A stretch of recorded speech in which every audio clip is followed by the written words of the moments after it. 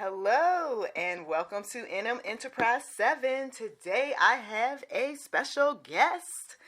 You are familiar with her from back in 2020 when we got to talk to her about her children's cookbook. I'm speaking about none other than Miss Bobby Cuppage. Hello, how are you? I'm doing quite well. How are you?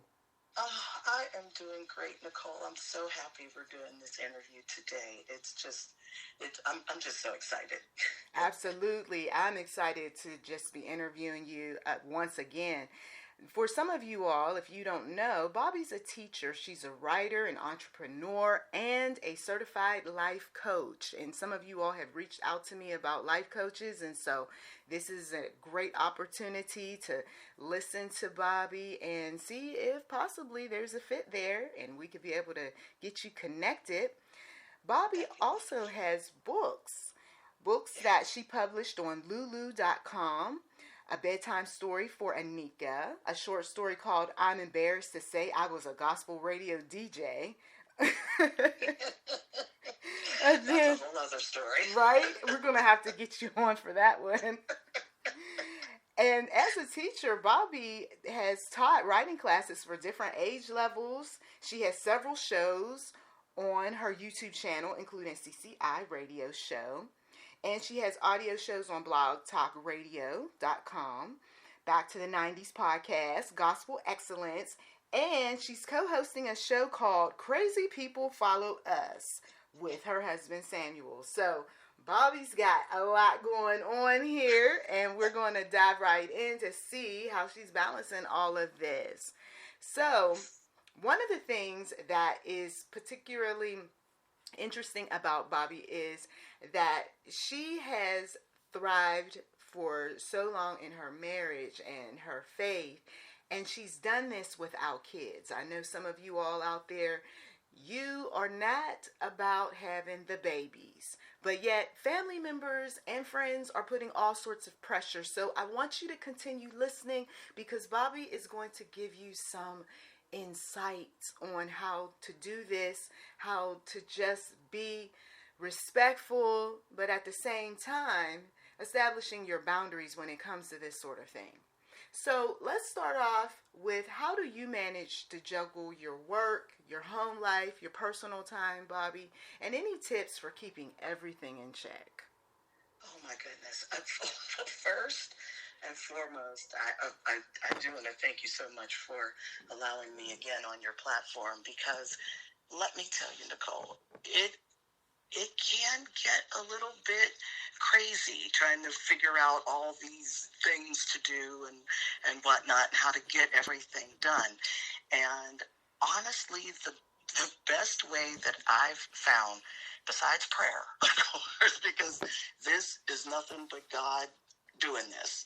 I'm just literally the vessel that he's going through. But you need a very good calendar. I mean, that is the only way I keep everything in order. The minute somebody wants to do something, like when we talked about, okay, we're going to do our interview, I'm like, okay, yep, let's check the calendar. This will work. This is the time. And you plug it in right away, and you don't change from it, because there's so many other things going on that you just must make sure you just stick with it. Just stick with what your plan is. Mm-hmm. Exactly. Now, are you keeping your calendar on your phone, or a combination of writing and Yes. Okay. Yes, I'm definitely, that is the best way to do it, because I do write everything down. Mm-hmm. I do everything. Actually, this is kind of a crazy thing I do. So for my calendar, so I have the phone calendar, of course, the actual calendar that you could write on, and then I have a sheet of paper where I separate things as to, okay, I have to do this stuff for home, I have to do this stuff for the businesses, I have to do these things for work. And believe it or not, it actually does work because, you have, your phone calendar going off. Okay, you're supposed to be doing this at this time. So, you have that. And then on your calendar, or at least my paper calendar that I have, I'll cross that out. Okay, this is done. This is out of the way. Now I have to go on to the next thing. It sounds confusing, but once you get used to, getting your life in order, I guess is the best way to say it. It works really, really well. Okay. Now, my best friend is Alexa. Oh, very nice. I'll just tell Alexa, okay, I've got this interview, and I tell her what day it is, what time, but I don't set the calendar for the exact time the interview is. I'll say something like prep time 30 minutes before interview, or prep time 15 minutes before interview. And in this way, I love that. I know to go wherever I need to go to get some things done before the interview starts. But yeah, this is how we organize, right? We stay in check and do what we need to do. I love that. I love what you're doing. Now, sometimes life can get hectic, right? For sure. And so one of my questions is, how do you and Samuel make time to nurture your relationship amidst all the chaos? Yes, that is. Now, see, that's another time. We always make sure that because we have so many things going on, we do stay up. I don't want to say super late, but a little bit late, maybe about midnight. So we make sure that after 8:30, nothing else is going through. Like, we might mess around on social media or whatever, but it's like, no, we're not talking to anybody, no phone calls, no emails, no texts, nothing past 8:30, 9 o'clock, the latest. Smart. Yeah. So that way it's uninterrupted time. You all can just really spend quality time with each other. That's absolutely right. And that's great, because then at least, and unfortunately, people will be like, oh my gosh. And, there are things that are emergencies, but I hate to say not real emergencies, but like, oh, what are you going to do about this? What are you going to do about that? Well, that type of stuff can wait until tomorrow. You know what I mean? Right. That type of stuff can wait.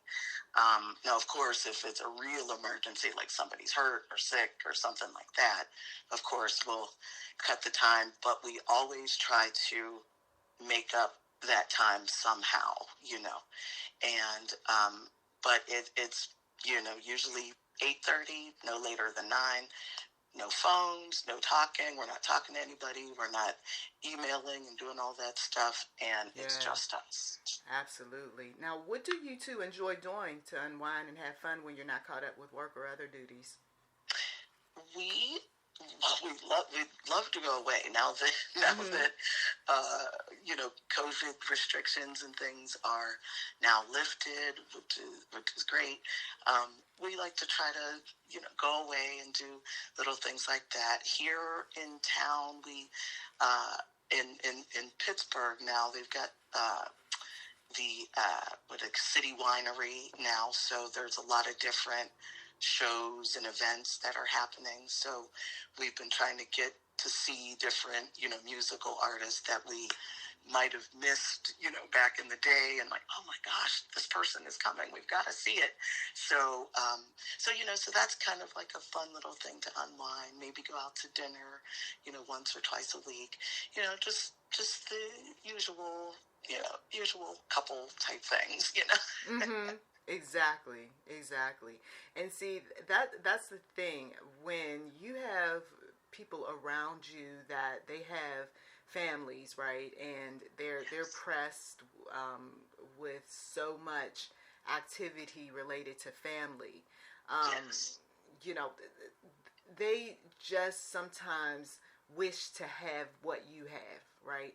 Even though we know what scripture says about thou shalt not covet and all of that, but there are those individuals that they miss that type of life. But then we also have those who, they're like yourself. they don't have the children. It's just, the husband and you, right? Yes. So, what do you say to those couples who you've got the haters around, who, as well as some who are they just have selfish interests? Why don't you go ahead on and adopt, or why don't you go and get your, why don't you plan for a family? What do you say to that sort of pressure? Well, it's actually funny. We have been married for almost 22 years. It'll be 22 in May. Yes. Woo! Oh my gosh. Still amazing. I just can't believe it's been that long. But, you have to first, because, we have had a lot of people, a lot of pressure about having children. And my main thing, which usually shuts people down, is if God wanted it to happen, it would have happened. It hasn't happened yet. A bit too old for that now. I'm a little too old now for it to happen. But, but it, it is a lot of pressure, especially, well, thankfully now no one's pressuring us now, but for many, many years, at least the first 10 years, at least, of our marriage, others, family members and whatnot, would try to pressure family and friends, and why aren't you guys having children? I don't understand what's going on. And, we've been to doctors checking, make sure we're okay and healthy and this and that, but it just didn't happen. And so when it's just not happening and it just didn't happen, you have to kind of come to terms with that's a part of God's plan. And you have to be okay with it. You must be okay with it. And how? Then, I'm sorry. Yes. I'm sorry, because this question popped up in my mind. Like, absolutely. How are you okay with it? Like, what are the coping strategies that you use? Like, if there was a time where you were a bit disappointed, how did you rebound? How did you bounce back from that? Well, I personally, and I'm sure I could speak for Sam too, we discussed it. And like, well, how would you feel if it just didn't happen? Like, are you okay with it? Have you come to terms with it? Because it's been a while and it's not happening. And, I thought about it, you kind of go back and forth, and, you have to kind of keep the discussion going and keep the lines of communication open. You have to be real with each other about it, and once you kind of come to a place where like after 10 or 12 years, I'm like, well, it hasn't happened yet, so it's probably not going to happen. You must go into prayer. And if you're not a praying person, you must kind of go into your thoughts.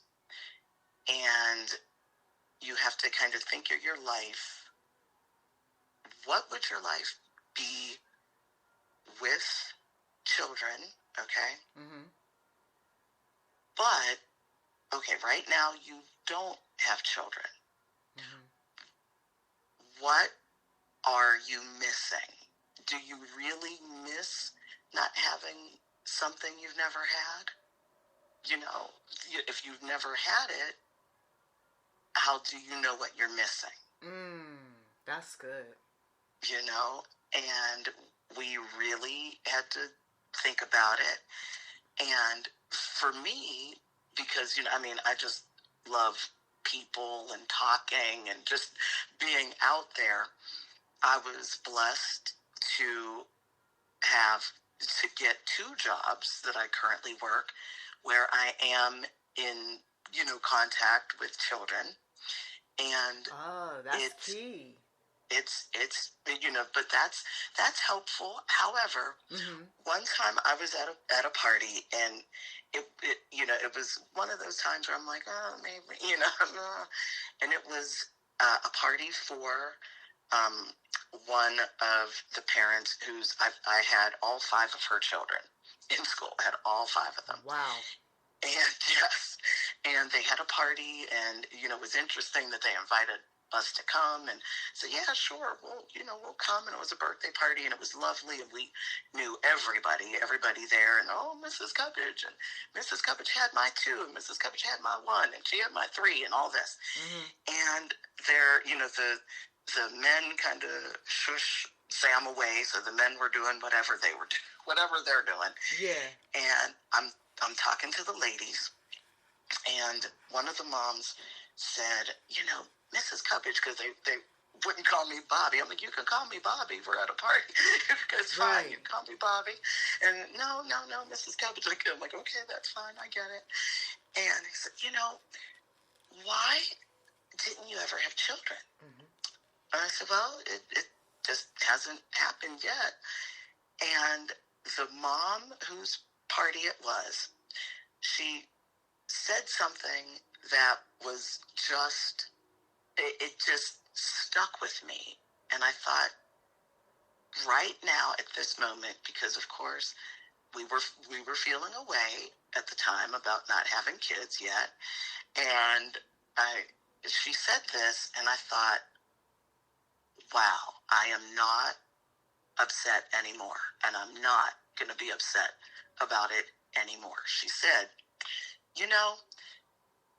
if Mrs. Cubbage was was a mother of 2 or 3 of her own, then maybe God wouldn't have put her in our path.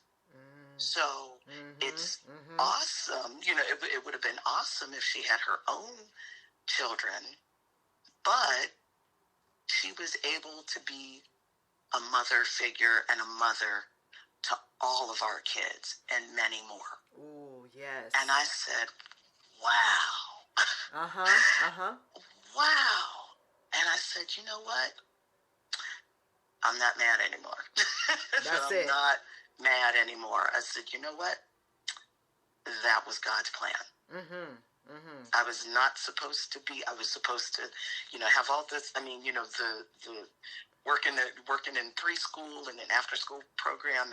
It's wild and crazy, and it's chaos, and the kids are coming in, and I have the youngest, and all this, and screaming about this happened at school and these things, and then I come home and I say to Sam, okay, I know you want to talk, but give me 5 minutes. Just give me 5 minutes to get my brain together. Yeah. And it's peace. It's peace. So if you are struggling with thoughts, the thoughts of people, because people and their words, they think they're helping because they see you as you should be a mom, and you'd be terrific, and you'd be great, you'd be a great dad, you're an awesome husband. But we go back to that's not in God's plan, and that's okay. That's okay. Not everybody has children. Right. They just don't. Yeah, and the thing that I run into is that, especially when you have little ones and they're like a staircase, you really don't have time to be the best. And let's just be honest, you really don't have the time to be the best mother, best wife, best friend, because your time is so split. You barely have time to pray or read your Bible. And so it's like, I'm busy over here in, department, little Kidville, that not only are you working with them, but you also got kids at home. So be able to pass somebody over to someone that doesn't have all of those responsibilities, and they'll be able to get the full best of the best friendship, the best this, the best that, as opposed to me, who I'm inundated with a bunch of stuff and I can't be what I would love to be to you. And so I just think that, God in all of his just just grace, his mercy, his just the intelligence of God, knowing that this world that we live in, that we're going to need some people that doesn't have as much responsibility when it comes to family and all of that, and so that they could be emotionally available to us is awesome. He thought way down the line of what us as human beings needed. We need the Bobbies. We need the Samuels. We need those individuals who can be on the outside looking in and say, okay, let me help you out with this, or let me give you some guidance, or I know I'm not a mother or a father, but I do have some insight in this area, and maybe if you try this or try that, because sometimes we got too much stuff so close and up in our faces that we don't see where maybe we're in error, and so God will raise somebody up, and sometimes it's not going to be someone who has the kids, but they've been around enough kids to tell you, that's not the way to do things. That's right. That's exactly right. Yeah. Wow. Yes. Well. We're talking real talk, and we're going to keep on talking real talk. Let's talk about, okay, the job. You're at home. You're unwinding. You've got your me time. You've got your couple time, and all of that good stuff. How do you find fulfillment outside of your job? Well,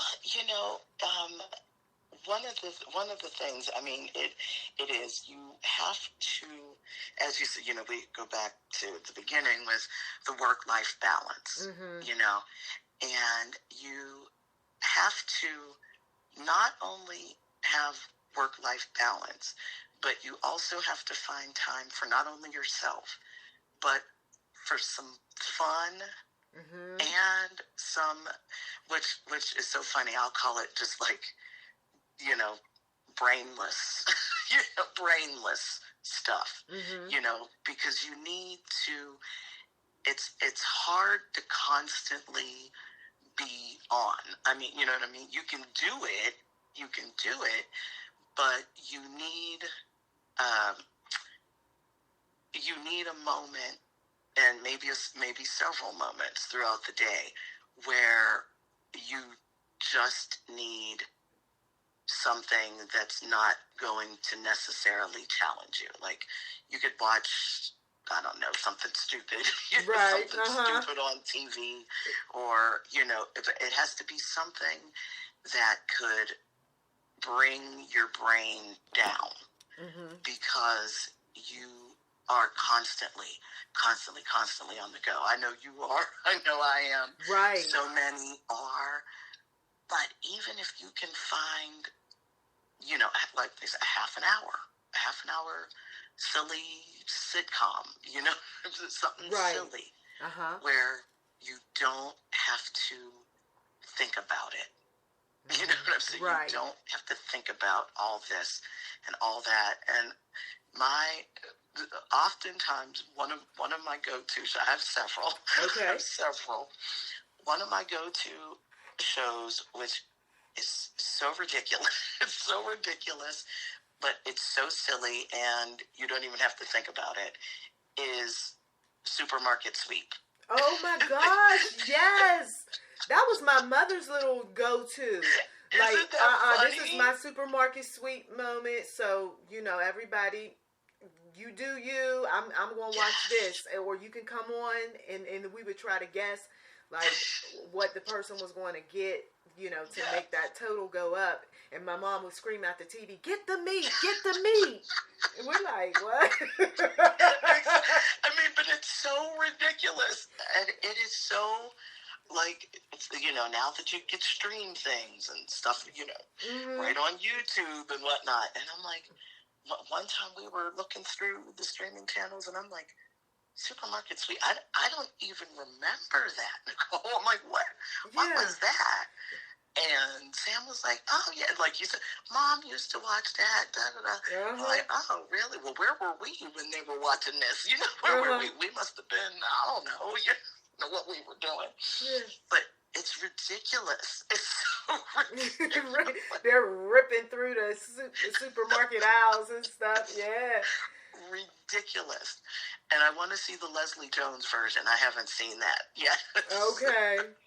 Yeah. So that's hysterical. Just, you need, it was just so, one of the things that really drew me to it being just like one of my go-to goofy things to look at are the reactions in the audience.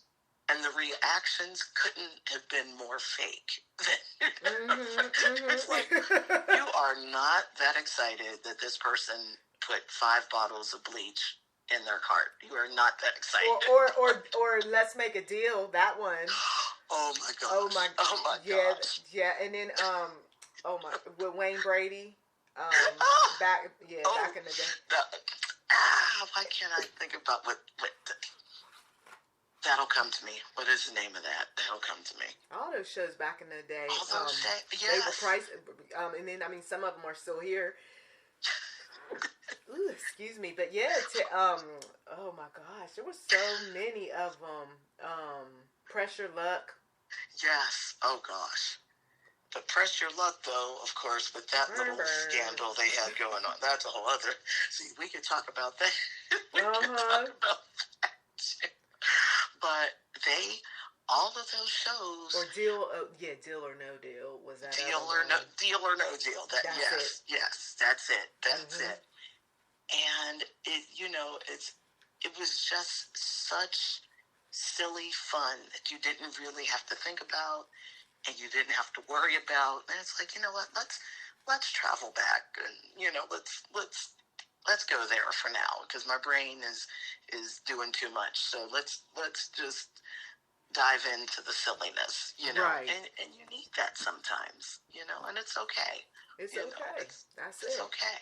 So now we're going to switch gears, and we're going to talk about those challenging moments, okay, when it comes to relationships. Yes. We all have them. Yes. But how do you stay positive and uplifted when things start feeling overwhelming in your relationship, in your marriage? Well, one thing Sam and I always do, we refuse, which is a wonderful thing. People say it all the time. You should never go to bed angry. Mm-hmm. You try, if you try, but let's be real. Sometimes you are still angry. Yes. You are still angry. Absolutely. But what Sam and I always try to do whenever we're, angry about something, angry with each other, whatever the case may be, we'll give each other a minute. Mm-hmm. Like, we gotta think about this. We gotta think about this. Was this argument really worth all of this? All of this drama? Mm-hmm. Was all of this? And then sometimes what I'll do to him, I'm like, are you really mad at me? You really mad? Mm-hmm. Then I'll poke him. Are you really mad? You really mad? Then he'll start laughing. Then we'll both start laughing. Like, that was ridiculous. What were we fighting for? Mm-hmm, that was stupid. That was stupid. Why are we fighting? That's ridiculous. Right. So it is very important to keep humor in your relationship. Also, a very, very wise couple. Unfortunately, the husband has since passed, but on our wedding day, the couple came to us, and everybody's dancing and having a good time, and they say, Sam, Bobby, we have the best advice for a young couple like yourselves. And so, of course, like, oh, okay, come on. Right? We're all ears. Down. Let's do it. You've been married 44 years already. Let's do this. Yes. All right, let's sit down. Let's get to the nitty gritty. What do we need to do? And they said, this advice is going to carry you through your marriage. We pray you have a very long and healthy marriage. Like, okay, what are we still yapping about? Come on, give us the deal. They said, never take anyone's advice. And that was the advice. And I said, what? Exactly, because I mean, we got couples counselors, we've got individual counselors. What? Right. How does that work? Exactly. Yeah. Okay. I'm listening, Bobby. Exactly. So they said, well, you are Sam and Bobby Cubbage. You two are the ones, and besides God, of course, that are in this marriage, in this relationship. What works for Sam and Bobby Cubbage might not work for Jim and Sally Smith. So your experience and what you're doing in your relationship might not work for Jim and Sally. Made up names. So, just exactly. Made up names. Totally made up. But you of course can, lend your support, lend a good ear, but that is what you want to let people know. What you're doing is definitely different than what someone else is doing. But you must remember, never take anyone else's advice.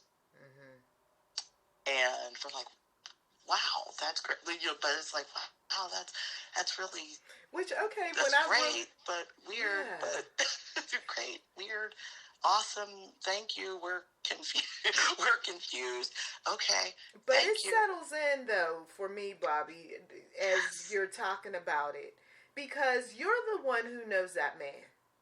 Yes. Just like I'm the one who knows my man. So there's no one that can tell us about what we live with and deal with on a regular basis, good, bad, and otherwise. We know, we just have to figure out, of course, with the help of God, how to make that person understand where we're coming from, the power of persuasion, communicate, all of that. But yeah, that lady who you see, or that guy who you see for a couple hours, they could give you tips. That's it. But then you could come right back next week and be like, look, those tips that you gave me, that doesn't work for that African American man that's in the next room. Now it might work for the for the red man, the yellow man, the white man, but this right here is a whole nother story. That's exactly right. That's exactly right. It is a whole different story. Oh my goodness. Yeah, but I hear what you're saying. Ooh, loud and clear. Yes, it was beautiful. And then of course, now almost 22 years later, that really has settled in. Like, wow, that's true. You can't you could go to mom and dad and, oh, Bobby's getting on my nerves. I don't know. You need to go back. Go back and talk to her, because I don't know what she's upset with. I don't know what you did. I don't know what she did. No, go back. Now, see, you gave some advice right there for the in-laws, for our extended relatives. Listen up here, okay? Matter of fact, can I just let you expound upon that, giving them a bit of advice when these marriage challenges come up, what they could do to be supportive? Absolutely. One thing about it, because, as I said, as we are approaching our 22-year mark, it's very important, because marriage was intended to be a lifelong commitment. And it's very easy nowadays for people to try to get out of that commitment. They try to get people out of it. And what's important, especially for friends, family, in-laws, those people around this couple that has made this commitment, whether it was in a church, in a synagogue, in a park, at the, at the Justice of the Peace, that this is a contract, a commitment between you, that person, and God. And God's hands are on it and in it. So you haven't made a commitment with anybody else on this earth besides you and this other person. Therefore, families, and I'm saying this as lovingly and respectfully as I can, please stay out of it.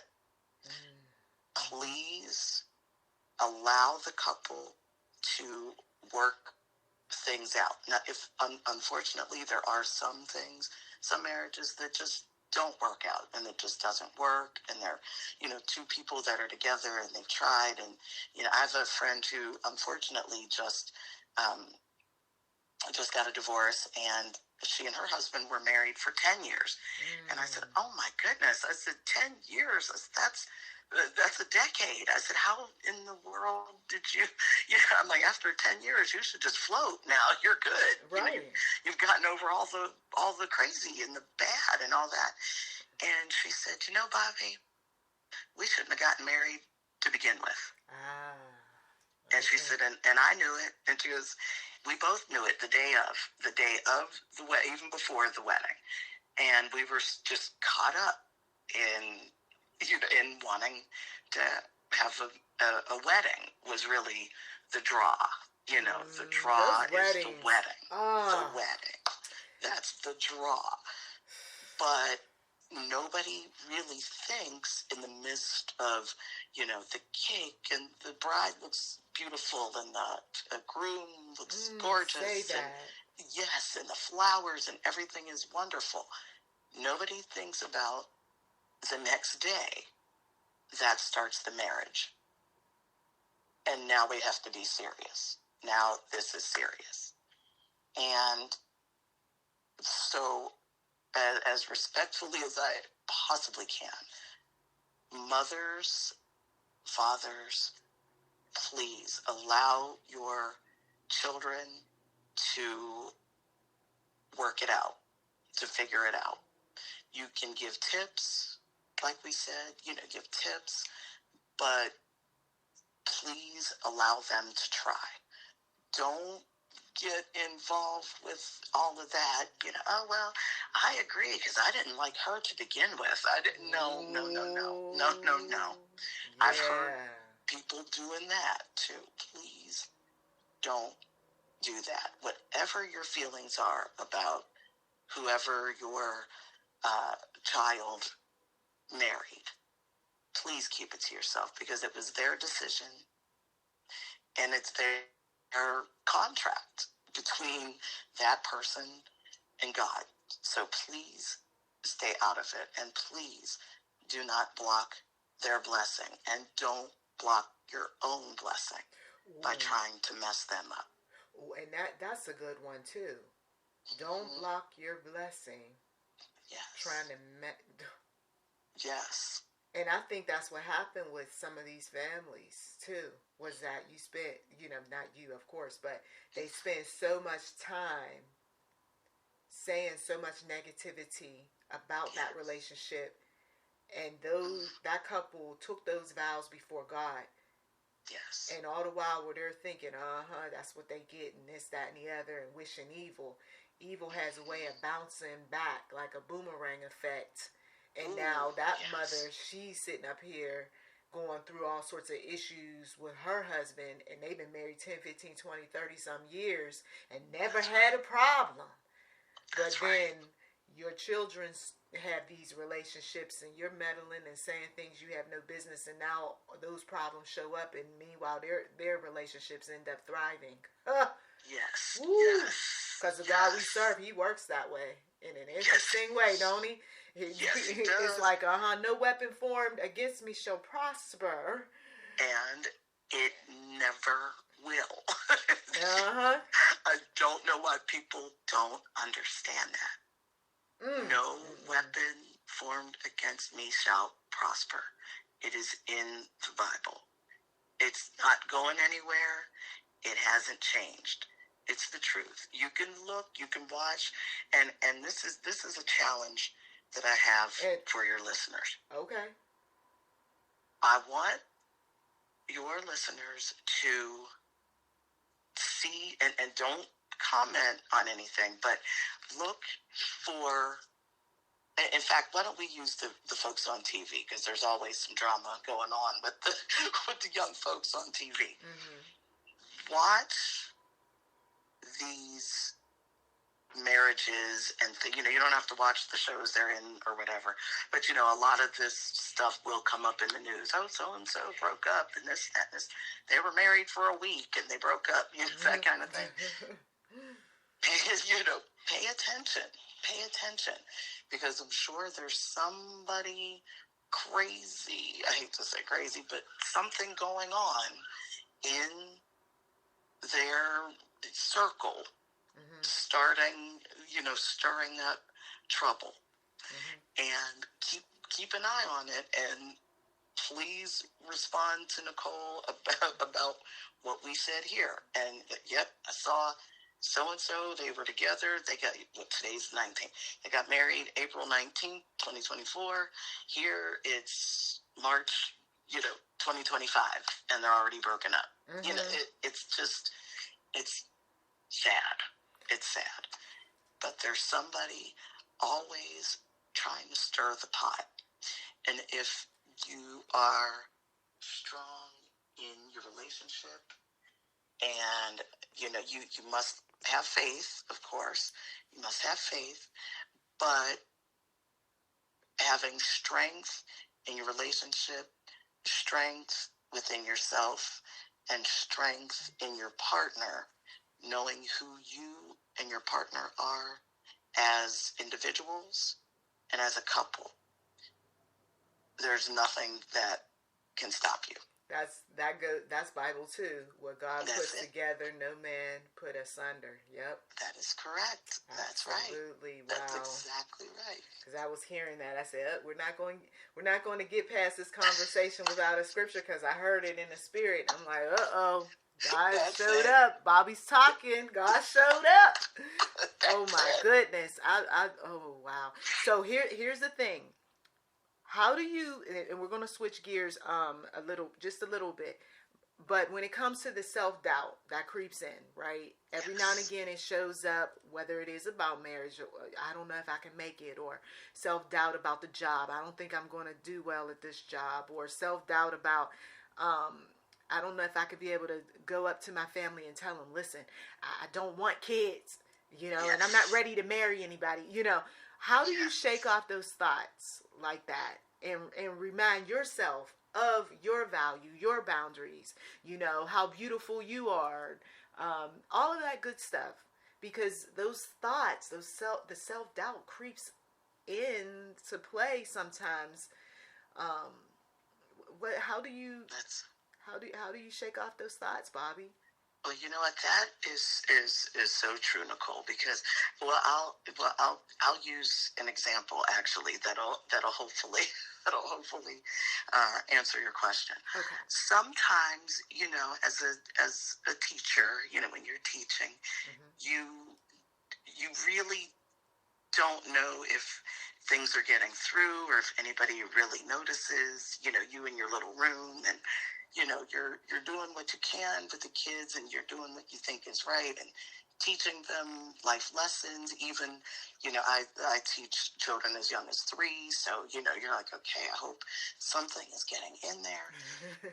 And I hope something, and I hope somebody, understands what I'm trying to do here. I'm not trying to, I'm not doing this for the glory. I'm doing this, I'm doing this because, the future, we're working towards a future here. So, we have to, we have to do something here. So you try to, get out there and you try to do these things and community work and all this.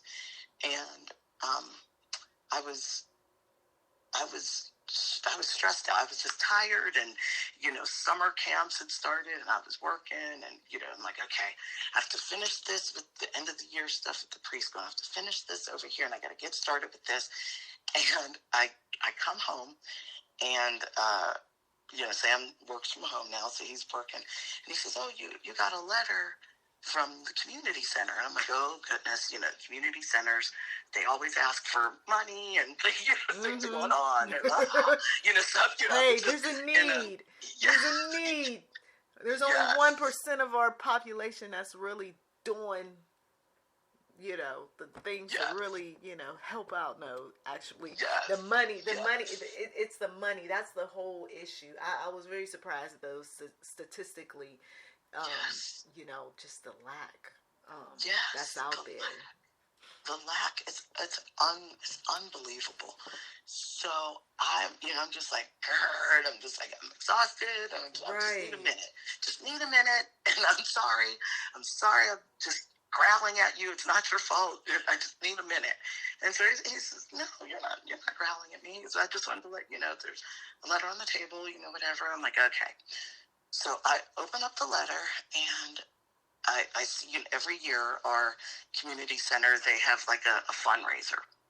And, so I see the name of the fundraiser on there, and I'm like, girl, here we go again. There's money. I don't have any money. What do you mean? It's like, I give all my time. What do you want me to do?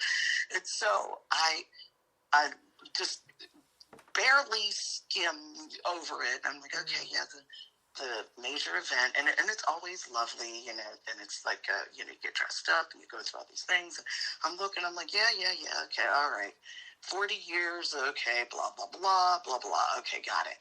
And so Sam says, well, okay, well, what is it? And I said, oh, well, it's the annual fundraiser, and asking folks to come. I said, it's 40 years, I didn't even know it's been that long, whatever. And so I said, and they're having a special recognition for 40 people in the community and this and that. And so he says, oh, well, that's very nice. And he goes, well, wouldn't it be funny if you were one of those people? I said, no, it's not me. No. Mm-mm. I said, I didn't even look. I don't even know if there's any names in here. I don't even know. And so that doubt was already showing up. It's already just knocking me down. And I'm looking, and I'm like, okay, well, yeah, I know her, I know this one. Well, yeah, they would deserve a little recognition. Yeah. And I'm looking, and I stop, and Sam says, I said, oh my gosh. And Sam said, what? And I said, I'm on this list. And he says, what? I said, yeah. I said, I am being recognized as one of the 40 people who helped keep the community center together. I said, whoa. And I said, okay, I'm in a good mood now. Okay, I feel better now. I'm good.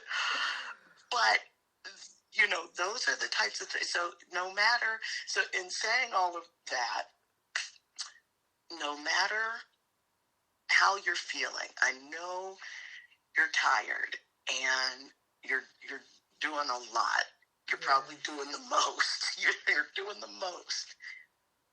But you're being recognized. You might not be being recognized publicly, but you are important, and you mean something to even if you only mean something to one person, and that's always my thing. If you make a difference in just one person's life, you have value. You know, you don't need a big, you know, soiree or whatever, but just know. And that one person might not even tell you. You know what I mean? They may not even tell you how much you mean to them. But I'm telling you, and just know that you are worthy, you are powerful, you make a difference. You could just walk into walk into a restaurant or something just as simple as that. And you speak to, you know, the waiter or waitress or something, and they might be having a bad day, but you ask them, "Oh, hi, how are you?" And you give them a nice smile. Okay. You've made one person feel, just by your smile, you made them feel important. And the reason why you made them feel important is because you are important. I don't know about the listeners, but I have a tear in my eye. I don't know why life coaches do this, but no. Oh my goodness. Like, if you saw me right now, I'm so glad this isn't a Zoom. I would be like Oprah right now in the 1990s. That is so awesome what you said. I mean, you know, listeners, I don't know about you, but has anybody said that lately to you? And I could almost see someone right now in the future like writing, "No, but thank you, Bobby. I don't know her, but thank you." Oh my gosh, we gotta, like, if anyone wants to sow seed, we gotta get Bobby. Bobby, do you have a CashApp, a Venmo? Oh, you're sweet. I mean, you know, so we gotta pass a plate around. Okay. I love it. Goodness gracious. Like, yes, and some more. The value, the worthiness, the encouragement. It's just, it's resonating. It is definitely resonating. See, this was not a part of the interview, but it creeped in. It creeped in. Woo! That's all right. That's all right. I love it. You know? My goodness. I'm so glad I didn't, quit like 20 minutes ago. Goodness gracious. I would have missed this encouragement. So some of you all, you got a sample of what it's like, if you should want to connect with Bobby, you got a sample of what she's going to do. She's going to lift you up. She's going to, give you some advice, some tips that's going to change your life. That's what she's going to do. Yes, so, lastly, when you're feeling a bit down, isolated, what do you do to reconnect with others and feel that love from your family and friends? That is a wonderful question.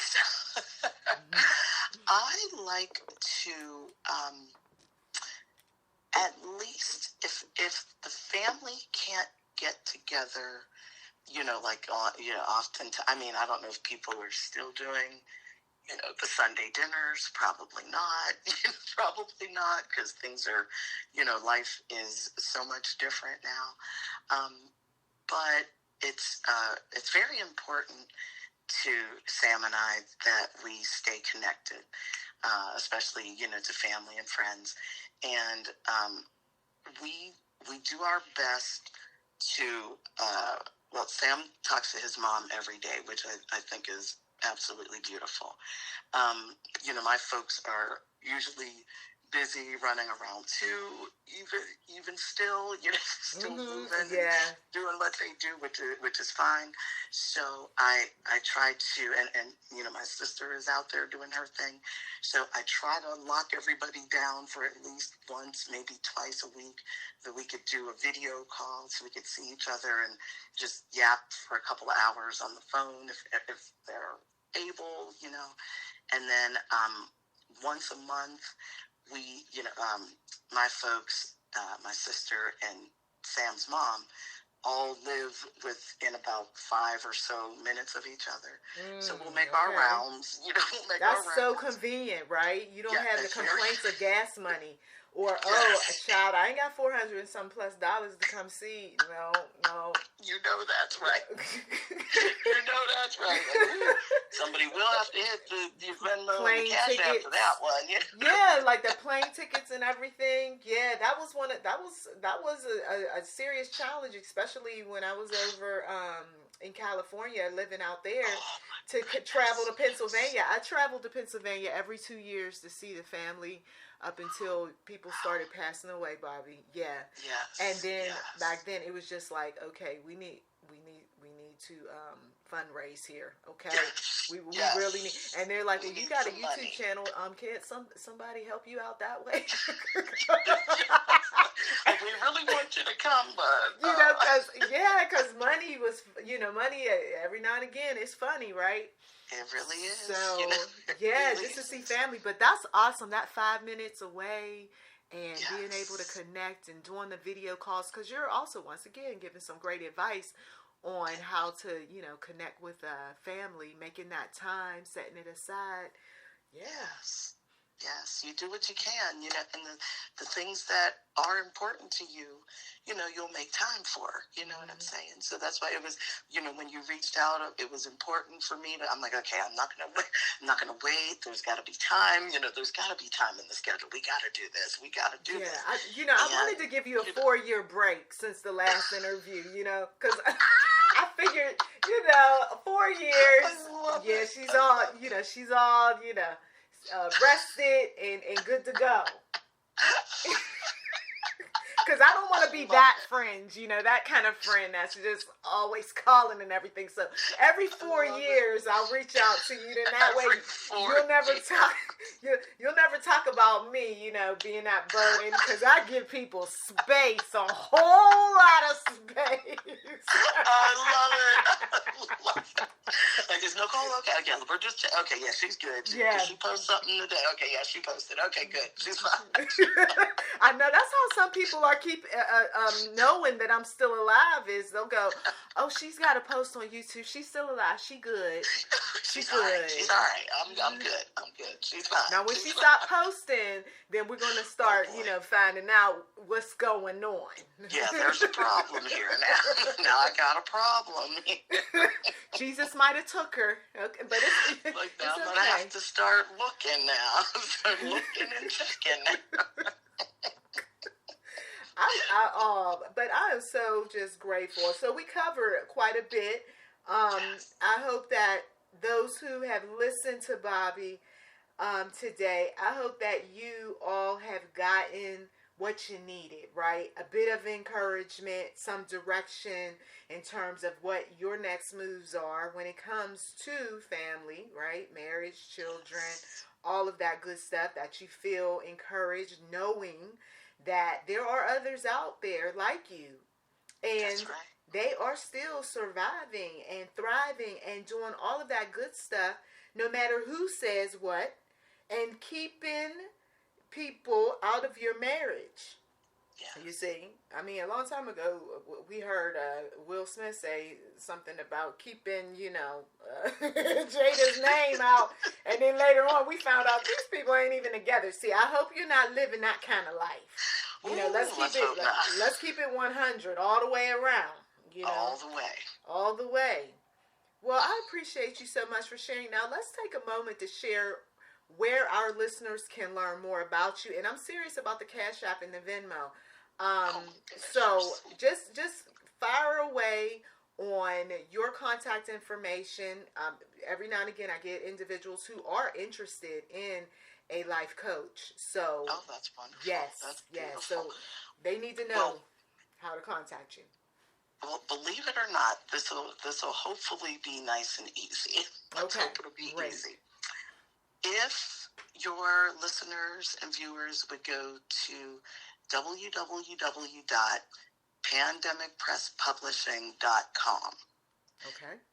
All of that information, believe it or not, is on there. Like, you have to, I don't want to say you have to go through a lot. You don't have to go through a lot, but if you type that in, our about page, you can find out a little more about us. We have the books that we've published, and our Venmo. We have Venmo, PayPal, CashApp. Girl, let me tell you, Sam is the one that keeps track of all that, all that stuff. Great. So, Great. he knows, all of that. And the email address is also on there as well. Like there's a link to the email address on each page. So you could just click right on there, put your contact information in there. We'll be able to get back to you.